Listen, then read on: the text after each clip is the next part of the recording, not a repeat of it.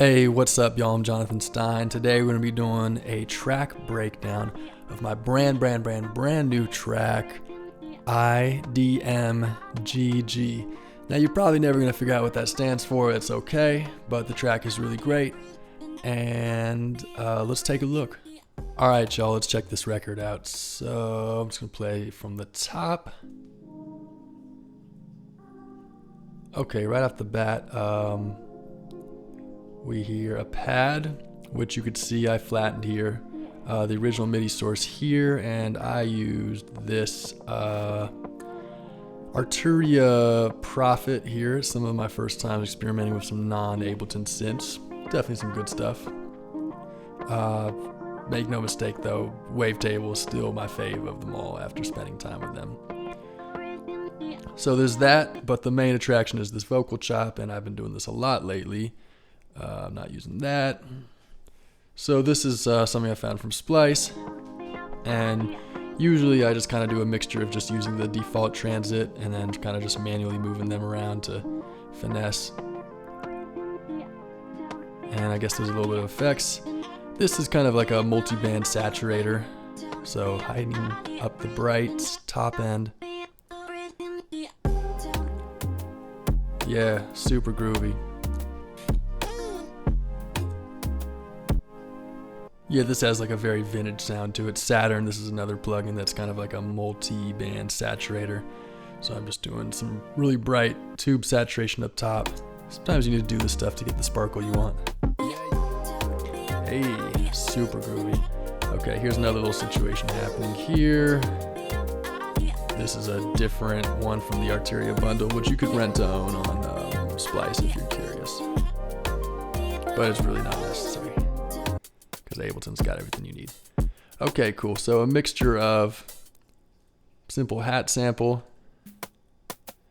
This is something I found from an Afrobeat pack, and it just layered really nicely with this extremely simple kick snare groove. But all together, yeah, super groovy. And this is just a 808 I probably found on Splice. So pretty simple stuff happening here. This is actually one of the more minimal tracks I've released in a while, but I really like it. It's just very positive vibes, groovy. A couple bit of little sound sprinkled in, a crash, a woo. That's like, I think I made this a long time ago, but it's kind of a single note. That's good. Oh, and I believe it's layered with something else too. That's very cool. So I layered two different vocal chopped instruments together. Okay, yeah, that's like a whole acapella that I worked on a long time ago for a remix competition. And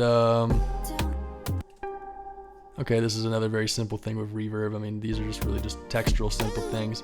Even just looking at the project file, you could tell this is, this isn't an epic, crazy complex one. It's just this, it's really simple.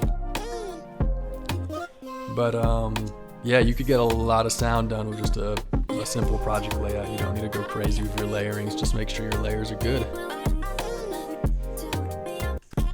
So skipping ahead. All right, we've got like a little Afrobeat fill. I think I put some erosion on the fill. Yeah, I definitely do that kind of thing a lot. It's just a great way to make organic stuff sound more sound designy, I guess. Really kind of just noisy, fuzzy, percussive, digital. All right, simple little build up. And as you know, I've been doing this a lot lately. I only did it this one time in this track, but this is a resample moment where I just resampled the whole track and then did a down pitch automation. It's gonna be here. Yeah, there it is. Second drop, still going. Vocal chop is just chugging along.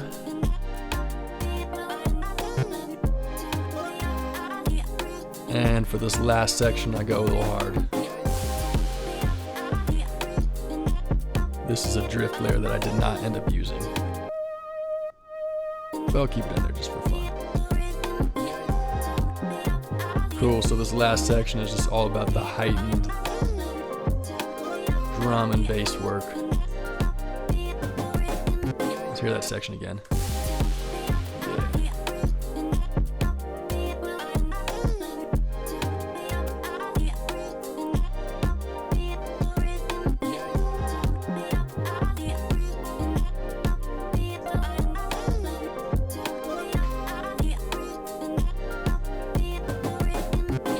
Hell yeah.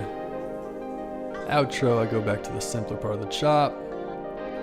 And I wash it out with reverb. You can see that automation rushing in here.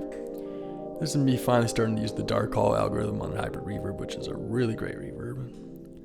And that's it. That's the whole record. Like I said, one of my more simple of recently, but it's just a fun little banger. I don't know if banger is really the word. It's more of a bop. And for mastering, I haven't been talking about mastering lately. I definitely did not use that for this. This was an alternative mastering that I was trying. And I got this one to sound pretty damn good, but I ended up using Ozone for, let's see what I'm doing here. Oh, you caught me. I am no longer subscribed to Ozone. All good. But I was using it for definitely at least limiting. I mean, I could actually take a look. Yeah, just normal stuff. A little bit of image widening, stereo widening, exciting up top, which there's so many other ways of doing, and then maximizing, which is just limiting, and there's a bajillion ways of doing that. But this is nice. I've been doing some of this. If you end up having a mix that's just a little bit harsh, and you're just having, it's just, sometimes a really simple way to just fix that is just do some dynamic EQing on the part of that spectrum. And if it's harsh and irritating, it's probably going to be somewhere in the upper mids. Like 3K is a good guess, 2K is a good guess. So I ended up just popping this on to do just a little bit of touch-up work whenever a signal came in too hot there. Like in this case, one of these cross sticks or like a shaker of like something sibilant in the voice. And as you can see, the end result is actually a really, really smooth mix. Just a beautiful pink noise curve. Okay, that's enough about me bragging about the tone of this track. I hope you enjoyed this, and I hope you enjoy the record. It came out, yeah, by the time you watch this video, it'll just come out. So yeah, thanks so much for watching. It's always really great doing these. Really always super happy to share this with everybody. Hope you enjoyed, hope you learned something. Check out the project file, see if there's something you like in here. And stay Swess, my friends. Love y'all.